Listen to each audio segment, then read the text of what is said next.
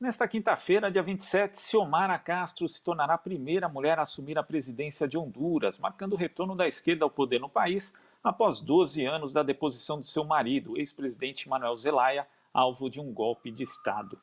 E para falar conosco a respeito de Honduras, temos aqui Mônica Valente, integrante da Executiva Nacional do PT e secretária executiva do Foro de São Paulo. Boa noite, Mônica.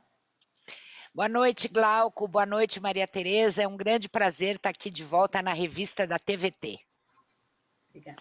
Mônica, primeiro queria saber quais os principais desafios da presidenta Xiomara Castro, já que nós temos aí uma situação difícil de Honduras, né, que é o segundo país com a maior taxa de pobreza da América Latina, ele perde só para o Haiti, em uma situação de instabilidade institucional, um presidente que é acusado de ter estreitas ligações com o narcotráfico, o irmão dele, inclusive, pegou prisão perpétua nos Estados Unidos por conta disso. Quais os desafios que ela vai ter depois da posse dela no dia 27?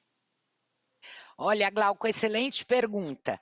Eu queria, infelizmente, dar uma notícia que os desafios até começaram antes da própria posse, que vai se dar no dia 27. Porque o processo eleitoral que elegeu a presidenta Xiomara foi um processo importantíssimo, onde ela conseguiu construir o partido dela, o Partido Livre, conseguiu construir uma aliança com a centro-esquerda e com o centro democrático daquele país, que lhe garantiu a vitória, né? Um cenário um tanto quanto parecido com o cenário brasileiro, porque esse governo que vai terminar no dia 27, é um governo totalmente, assim, inadequado, acusado de corrupção, totalmente vinculado com o ideário neoliberal, e deixou o país um caos. Então, a presidenta Xiomara e a sua campanha construiu, sob direção do Partido Livre, que é um partido antineoliberal, antiimperialista, que defende um projeto democrático popular e de inclusão social, construiu uma ampla aliança que conseguiu elegê-la. E, infelizmente, hoje, as notícias que nós recebemos ainda hoje lá de Honduras é que hoje seria a eleição, nos próximos dias, não exatamente hoje, será a eleição do presidente do Congresso Nacional, e a presidenta Xiomara havia feito um acordo com um dos seus vices, Salvador Nasralla, que é de um partido mais liberal, mas que a apoiou nessa eleição decididamente, de que a presidência do Congresso Nacional seria ocupada por um membro do partido do Salvador Nasralla. E o Partido Livre, da presidenta Xiomara, que elegeu 50 deputados em cerca de 138, houve uma divisão interna, 20 dos deputados e deputadas eleitos pelo Partido Livre estão ameaçando não votar em favor desse acordo que foi feito, que foi um acordo público, que foi feito com o partido do Salvador Nasralla, e ameaçando votar no candidato do Partido Nacional, que é o candidato do presidente que está saindo do poder, esse que é acusado de muita corrupção, de envolvimento com narcotráfico, etc. e tal. Então, para você ver, Glauco, ela já nem começou o governo, já está enfrentando uma crise, e essa crise se dá internamente no seu partido, no Partido Livre, e esse sempre é um desafio para nós, dos partidos de esquerda e progressistas, que é construir a unidade na diversidade. Então, esse é um grande desafio já de cara que ela está enfrentando. Nós temos confiança, ela é uma mulher muito firme, ela é uma mulher muito popular, ela sempre foi militante política, foi deputada, então ela chega na presidência da República não simplesmente como ex-primeira-dama, porque ela é esposa do Manuel Zelaya, que era presidente, como você lembrou, foi deposto em 2009, um dos primeiros golpes que nós sofremos aqui na América Latina foi o de Honduras, e ela com certeza vai saber lidar com essa situação. Fora isso, tem os desafios de um país como o Brasil, que em termos de pobreza, em termos de desenvolvimento econômico, em termos dos principais indicadores sociais, vive uma situação muito difícil, em especial por esses dois últimos governos, do Juan Hernandes Domingo, desse Partido Nacional, que se alinhou totalmente com esse ideário neoliberal e aliado, de fato, a essas teses, mais antipovo, né, que nós conhecemos bem aqui no Brasil, desde o Temer com o Bolsonaro, a gente está vendo o que está acontecendo aqui no Brasil desde o Temer. Essa é uma situação muito grave. Você vê milhares e milhares de hondurenhos e hondurenhas buscando emigrar do país deles, atravessando a América Central até o México para tentar chegar nos Estados Unidos, e essa migração é por causa de desemprego, de fome, etc. Esse é um grande desafio dela. E o último desafio, que também não é menor, é esse tema da democracia e da corrupção em Honduras, que é um tema que, de fato, também preocupa muito dos hondurenhos e hondurenhas, inclusive ela está sendo apoiada pela ONU, nessa luta de criar mecanismos de transparência e de investigação também sobre esses temas, principalmente desses 2 últimos governos. Mas ela é uma mulher muito forte, ela é uma mulher muito combativa, ela é uma mulher muito sensível e nós temos a certeza de que ela vai superar todos esses problemas. A gente costuma dizer que se o problema fosse fácil, não elegeria uma mulher, né? Exatamente, Mônica. E bom, você já me conhece, você Desculpa, sempre Glau. sabe. Você já está acostumada comigo, eu sempre puxo a sardinha para o nosso lado, então eu quero agora fazer a pergunta sobre um outro desafio, porque, claro, Honduras não é uma exclusividade, eu quero falar de machismo, de violência contra a mulher, como um desafio também para a Silmara, porque na América Latina, de uma forma geral, somos muito machistas, as mulheres inclusive, e a gente vê o Exatamente. acompanhamento de casos em Honduras, em 2020, foram muitos feminicídios, mas é o que eu falei, não é uma exclusividade de Honduras, aqui no Brasil também, Exatamente. teve o aumento na pandemia, queria saber também como que ela está levando isso, se no programa de governo dela isso está vislumbrado. Sem dúvida, esse é um dos principais eixos da campanha dela, porque essa violência de gênero, o feminicídio em Honduras, ela atinge níveis muito alarmantes.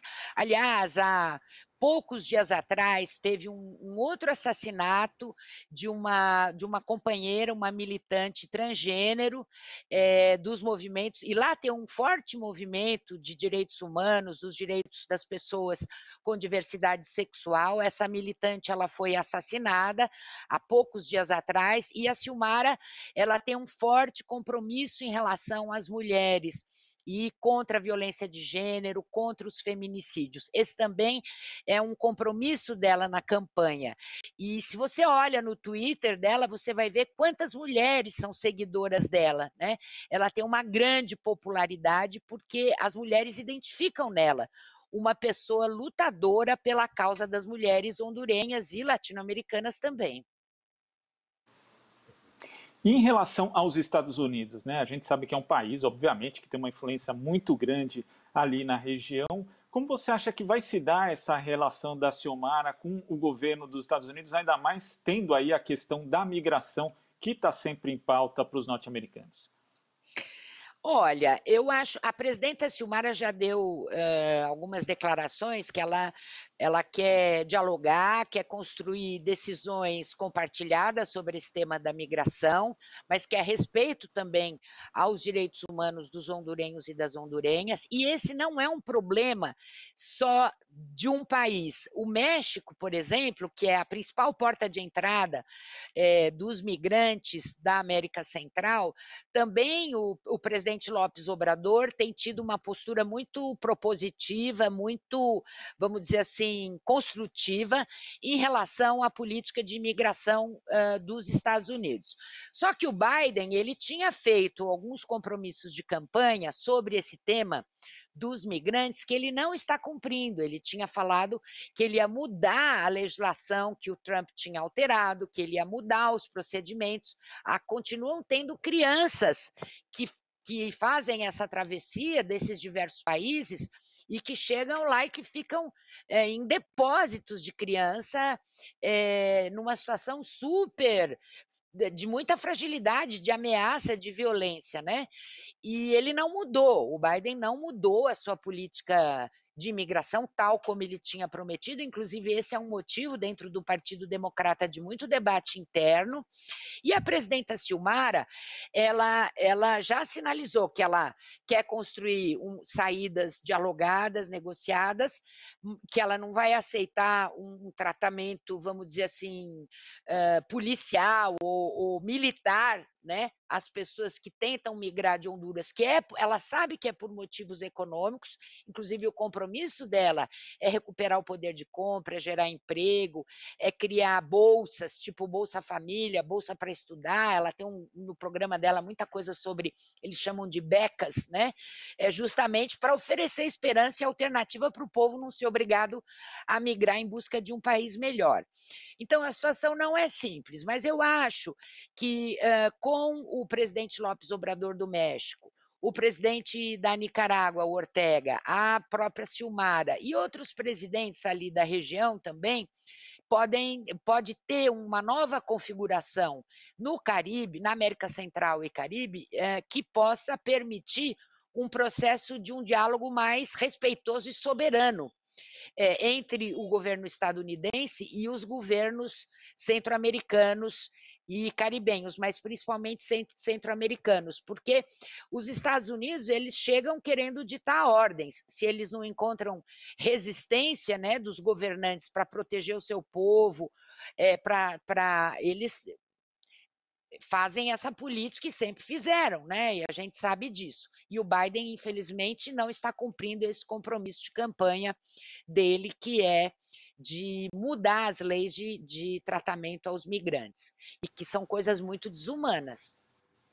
Sim, sem dúvida. Agora eu queria falar de um outro tema, mas que tem a ver, claro, com tudo isso que a gente está falando, com representatividade, com ativismo e também com questões políticas. Há alguns meses, Mônica, você vai se lembrar, você esteve aqui conosco para falar da situação da ativista política Wanda Pinhato, ex-primeira-dama de El Salvador, que ainda está em prisão domiciliar por conta de um processo bastante questionável, inclusive na ocasião comparado à Lava Jato e toda uma perseguição política contra essa figura defensora dos direitos humanos, mulher tão importante, defensora dos direitos das mulheres. Aproveitando sua presença aqui, eu gostaria de saber a atualização desse caso. Wanda estava enfrentando problemas de saúde, né? Gostaria que você contasse para a gente, por favor. Olha, muito obrigada pela pergunta, Maria Tereza, muito obrigada. A Wanda é uma companheira nossa, é uma brasileira, ela foi para El Salvador trabalhar lá, ela fazia uma parte do trabalho dela era nessa área internacional, lá ela conheceu um jornalista que veio a ser presidente da República, o Maurício Funes, se casou com ele concorreu às eleições e ganhou, e foi presidente pela Frente Farabundo Martí de Liberação Nacional. Ela foi primeira-dama e também depois, no segundo governo da Frente Farabundo Martí, do Salvador Santos Serém, ela foi ministra da Mulher. Ela fez um trabalho belíssimo, ela criou a Cidade da Mulher, que também nos inspirou muito aqui, e muitas das nossas políticas, e ela é uma militante, uma ativista política com uma grande experiência de gestão, como ela teve lá, e ela sofre um processo de perseguição judicial e política que é um absurdo, porque o ex-presidente Funes, que era marido dela na época, o ex-presidente, ele começou a ser processado num tipo Lava-Jato, que a gente chama de lawfare, né, ainda durante o segundo governo da Frente Farabundo Martí, porque é a mesma coisa que aconteceu aqui conosco, né, que certos órgãos do Ministério Público, da Justiça Brasileira, se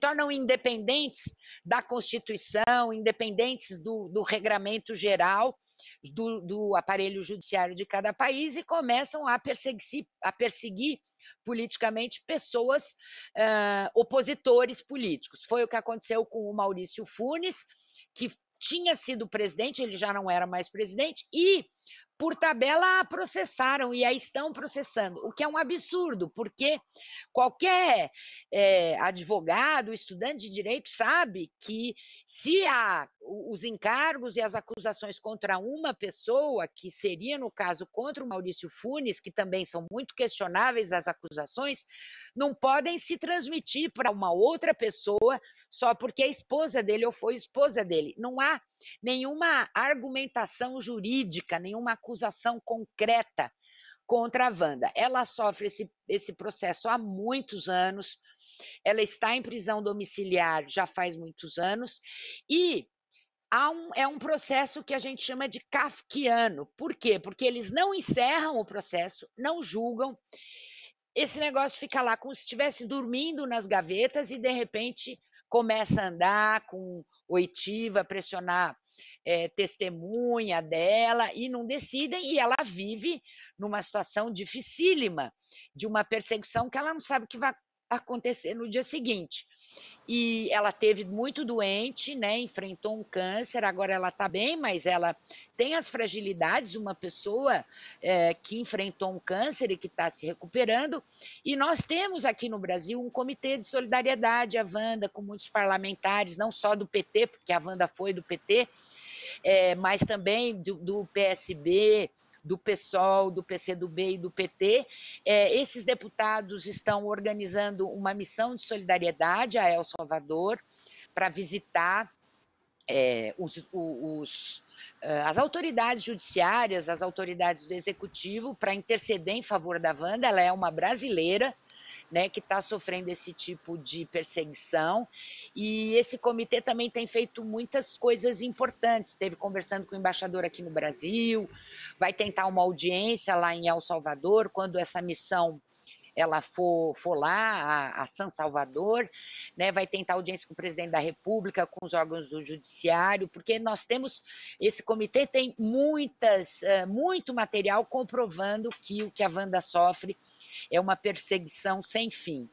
E nossa solidariedade a ela, não só porque ela é brasileira, mas também porque ela é uma brasileira que nos honrou, nos orgulhou pelo lindíssimo trabalho que ela fez em defesa das mulheres salvadorenhas. E a gente espera a reparação dessa situação de evidente injustiça, né? Mônica, muito obrigado pela sua participação aqui no Revista Brasil TVT. Até a próxima. Até a próxima, Glauco, Maria Tereza. Muito obrigada pelo convite. É sempre uma honra e um prazer.